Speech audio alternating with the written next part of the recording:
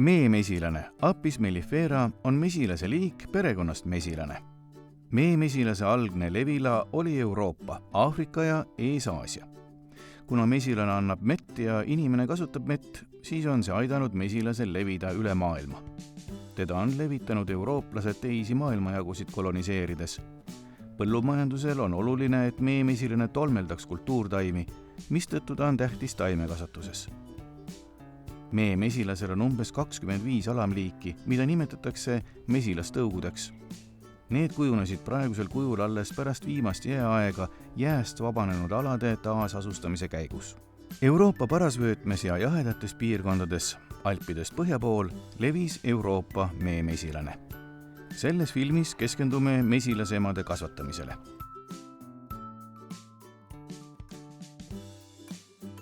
Miks meil on üldse mesilasemasid vaja kasvatada, kui looduslikul vajadusel mesilased ju sülemlevad või vahetavad salajase emade vahetuse teel mesilasema välja ja ema ongi ju vahetunud? Kuid kuna mesinik soovib, et mesilased oleksid rahulikud, tootlikud, haigus- ja talvekindlad, peab ta ise tegutsema. Selleks peab mesinik endale selgeks tegema mesilaspere bioloogia ja mesilasemade kasvatamise alused. Kindlasti peame teadma mesilasisendite arengupäevi. Mesilasema arengupäevad etappide kaupa. Munastaadium 3 päeva. Vaglastaadium 4,5 kuni 5 päeva. Arenemine tupes 2-3 päeva. Vagla nukkumine 1 päev. Nukustaadium 4,5 kuni 5,5 päeva. Kokku 15 kuni 17 päeva. Keskmiselt 16 päeva. Peale mesilasema 5. arengupäeva ehk peale emakupu kaanetamist ei tohi kuppu liigutada. Uuesti võib kuppu liigutada peale 10. arengupäeva. Heade omaduste ja tööka mesilasema saamise juures on suur tähtsus ka leskedel ehk isasmesilastel. Selles piirkonnas, kus me soovime mesilasemasid kasvatada ja lasta neil paaruda, on oluline, et seal oleks võimalikult palju kvaliteetseid leskesid. Seega peame tähelepanu pöörama ka leskede kasvatamisele ja aru saama leskede bioloogiast. Kuna lesed saavutavad suguküpsuse hiljem kui mesilasema, oleks soovitav leskede kasvatamisega alustada tunduvalt varem kui mesilasemadega. Abiks on enda koostatud emade kasvatuskalender, et oleks lihtsam kõiki etappe jälgida. Mesilasemade kasvatamiseks on mitmeid meetodeid. Üheks neist on töölisvaklade ümbertõstmine ehk vageldamine, kus tõstetakse spaatli abil 1 kuni 1,5 päevaseid vaklu emakupu algetesse. Vageldatud emakupud asetatakse kasvatusraamidele, mis omakorda viiakse algul stardiperre vastuvõtmiseks. Stardipere on noortest mesilastest tehtud haudmete pere, mis on mõeldud vaklade esmaseks vastuvõtuks. Tutvustan teile stardikasti. Stardikast on põhimõtteliselt siis nagu sülemikast, millele on siis selline kolu ette tehtud, ava, kus on ees emalahutusvõre, kuhu siis harjatakse mesilasi ja mesilased lähevad läbi võre, läbi ei pääse siis või lesed ja ema, juhul kui kogemata see siia satub. Teisel pool on ventilatsiooni jaoks võrksein, et mesilased üle ei kuumeneks. Peale läheb siis gaas, samuti ventilatsiooni avadega. Kui meil on piisavalt siis mesilasi kogutud, pannakse see kinni ja mesilased välja ei pääse. Ja kaan peale, mesilased on sees ja siis viiakse pimedasse jahedasse ruumi, kus siis stardipere võtab vageldatud vaglad vastu ja toidab neid. Sisse mahub siia 7 kärjeraami, üle ühe siis pannakse söödaraamid, see peaks olema siis söödaraam, kus on mett ja suira, siis järgnev oleks kasvatusraam vakladega, siis jälle söödaraam, kasvatusraam, söödaraam ja kasvatusraam ja viimane jälle siis ääres söödaraam. Nii et siin sees oleks 3 kasvatusraami ja 4 söödaraami.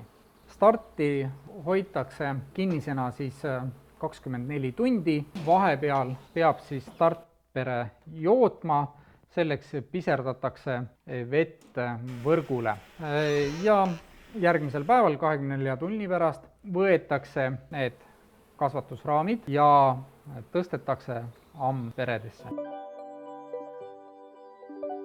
Emat ammpere võib ette valmistada juba vageldamisele eelneval päeval. Selleks valitakse välja terve ja tugev mesilaspere, milles on palju noori mesilasi ja piisavalt sööta. Halva ilma korral on soovitav anda lisasööta. Perest võetakse ema koos paari haudme ja söödaraamiga ning moodustatakse uus pere. Emata jäänud peresse anname järgmisel päeval kasvatusraami koos vageldatud kupualgetega või kasvatusraami kärjest lõigatud kärjeribaga, milles on sobivas vanuses vaglad. Kuppude vastuvõttu võime kontrollida 24 tunni pärast. 5. päeval, kui kupud on kaanetatud, võime soovi korral kupud puuristada, viia inkubaatorisse või lasta olla kuni 10. päevani ja puuristada siis. 12. päeval peale vageldamist kupud kooruvad. Paarumistarudesse võib anda kupud enne koorumist või antakse sinna paarumata emad.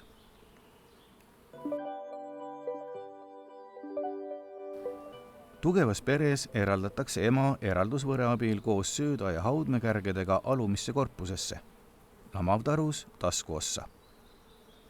Võre peale pannakse meekorpus, kõige peale lahtise haudmega kärjed koos mesilastega. Lahtiste haudmekärgede vahele tuuakse kupuraam. Kuppude vastuvõttu võime kontrollida 24 tunni pärast.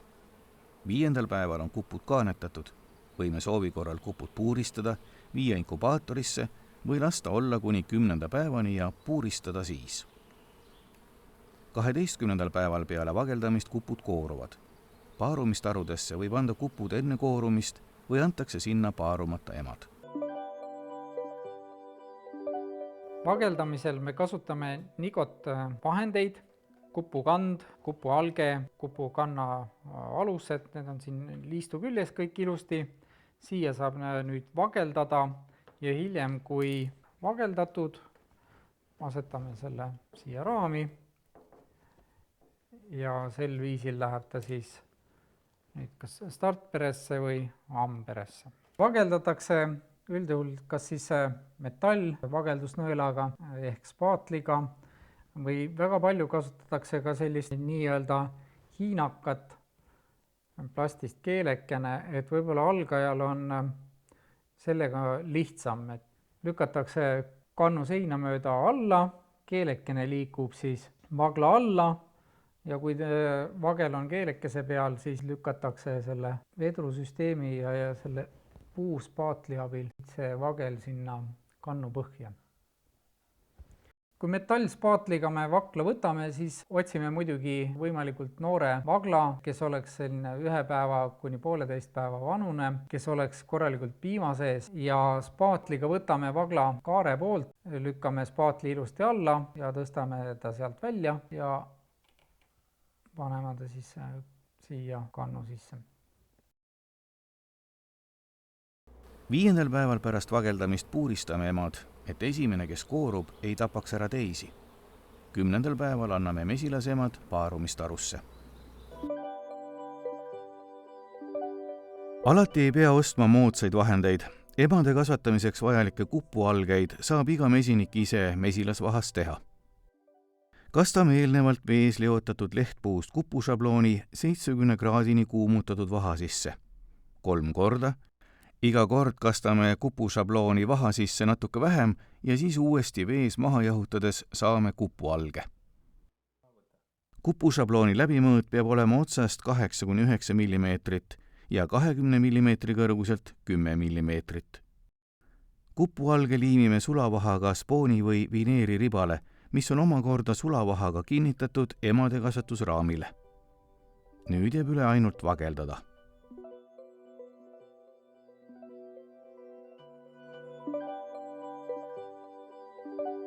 Paarumistarudena kasutatakse siis spetsiaalseid paarumistarusid, mis on selleks siis valmistatud erineva suurusega, on neid erinevate raamide arvuga, igaüks leiab kindlasti oma lemmiku. Samuti võib kasutada siis paarumistarudena ka täisraamseid idupere korpuseid, mida on võimalik ka siis saada erinevatele raamimõõtudele, erinevate suurustega. Siin on näiteks 4-raamiline selline idupere korpus, mis koosneb siis põhjast, korpusest ja katusest. See on Farrar-raamile. Siin on Langstroth-raamile samasugune, sama põhimõttega. Ja siis on Langstroth-raamile veel olemas 6-raamiline korpus, mida saab siis omakorda veel jagada 2 osaks, et on 2 3-raamilist sektsiooni. Ja muidugi siia käib lisaks siis põhi ja katus ja kõikidele komplektidele on võimalus saada ka söödanõud. Vaatame nüüd spetsiaalseid paarumistarusid lähemalt. On katus, pleks, mis siis katab raame, et mesilased välja ei saaks. Siin on siis selline luuk ja sulgur. Siia avasse siis asetatakse valmis emakupp. Ventilatsioonirist, mis peaks olema siis puhas, et siis kui taru on suletud, toimuks ventilatsioon. Ja siis sees on siis söödanõu. Söödanõu küljes on ka selline emalahutusvõre, et töölised pääsevad nüüd siia söödataigna juurde, mis siia sisse asetatakse, aga ema siia sisse ei pääse. 3 raami. Siin on nüüd ära lõigatud kärjed. Mesilased ehitavad uuesti need ülesse. Uuena on raam siis ilma mingite kärjeribata. Kärjeriba tuleb ise siis siia valmis panna. Kui tõstame üles klapi, siin on siis olemas lennuava, et õues siis mesilased pääsevad siit lennuava kaudu välja. Ja on siis äravõetav põhi ja selle põhja kaudu siis täidetakse paarumistaru mesilastega.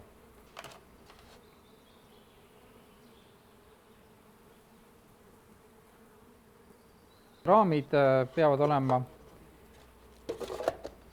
nii-öelda õigesti asetatud, et oleks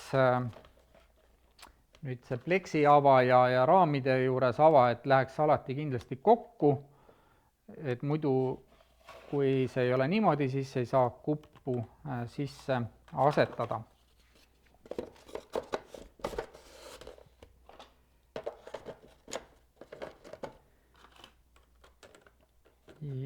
Ja kindlasti peab olema ventilatsioonirest peab olema puhas, et sealt õhk läbi liigub.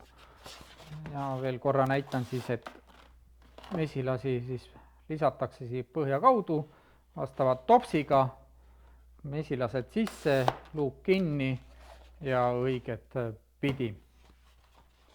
Siin on nüüd meil natukene väiksem, aga põhimõte on sama, siis on apitea, taru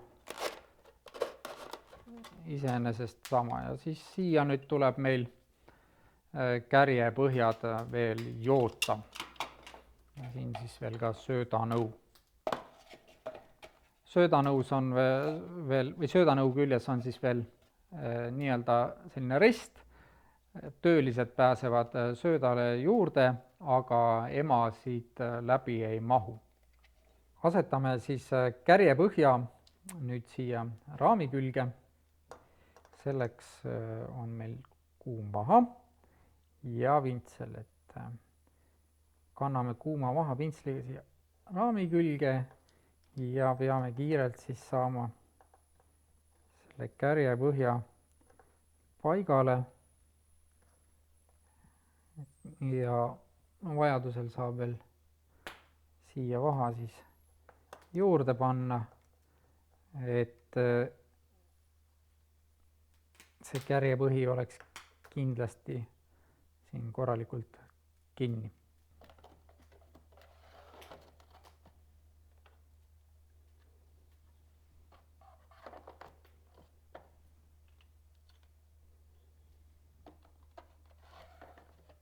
Paarumistaru komplekteerimiseks tuleb täita ka söödatops ja sinna me paneme siis tavalist mesilastele mõeldud pudersööta ehk kandit. Umbes pool kilo 700 grammi seda kandit siia sisse mahub. Mõnikord oleneb siis suvest, kui on liiga jahe suvi ja korjet ei ole, siis tuleb seda kandit võib-olla teinekord isegi juurde lisada. Kuhja ei tohiks peale panna, sellepärast et muidu ei lähe pleks kohale. Paarumistarude jaoks on vaja koguda mesilasi ja nüüd ma tutvustangi teile mesilaste kogumise jaoks sellist spetsiaalset kasti.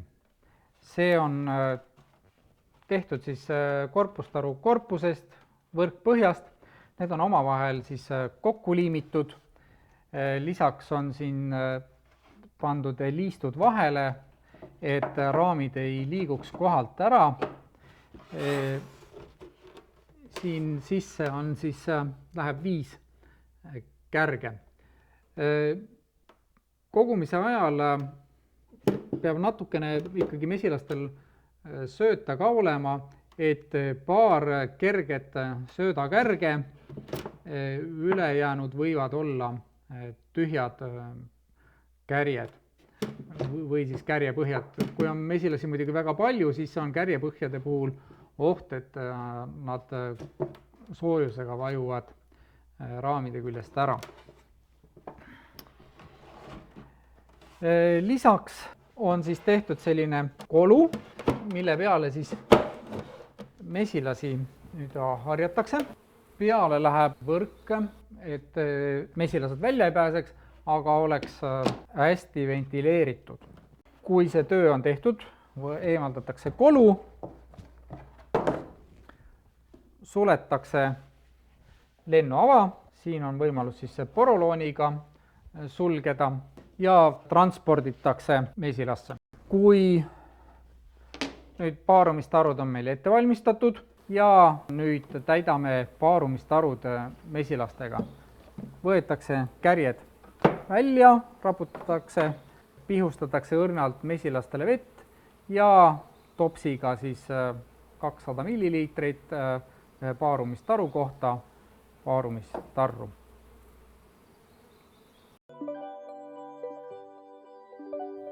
Paarumistaru viiakse jahedasse ja pimedasse ruumi seniks, kuni kupud on koorunud.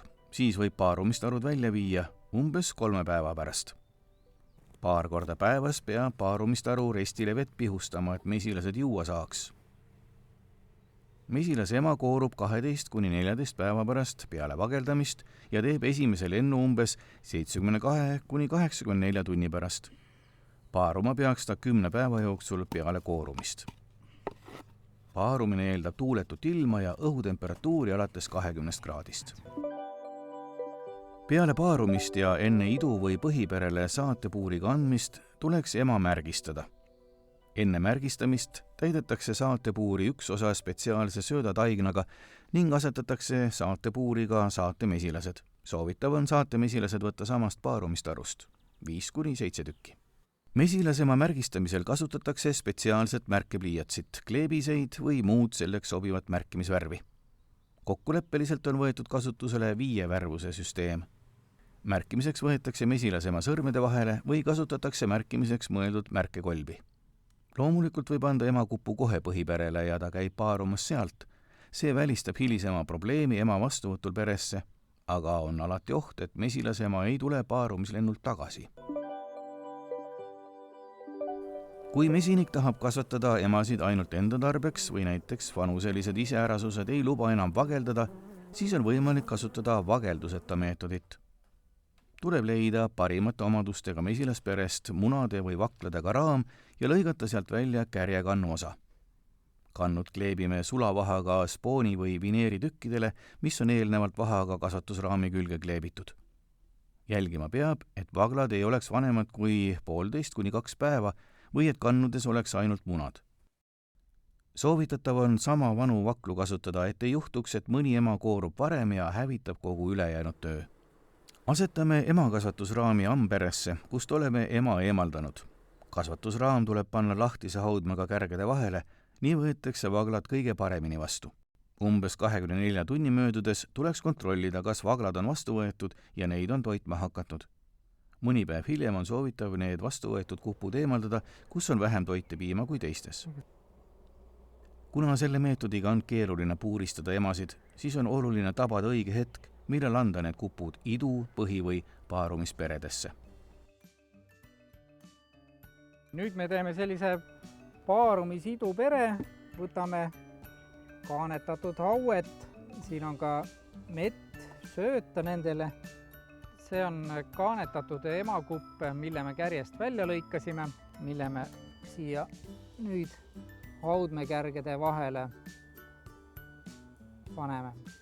Lisaks 2 haudme- ja söödakärjele lisame ka siis 2 kärjepõhja. Mõne aja pärast nüüd see ema koorub, käib paarumislennul, hakkab munema, siis me võime seda ema kasutada kuskil vahetuseks või kasvatame sellest nii-öelda paarumisiduperest põhipere, et võimalusi on mitmeid. Oluline on, et mesinik pööraks tähelepanu mesilasemade kvaliteedile, et mesilaspered oleksid rahulikumad, haigus- ja talvekindlamad ning kalduksid vähem sülemlemisele. Iga mesinik valib mesilasemade kasvatamiseks oma meetodi. Oluline on, et oleks kindlustatud mesilasperede kvaliteet ning tagatud soovitud omaduste jätkumine.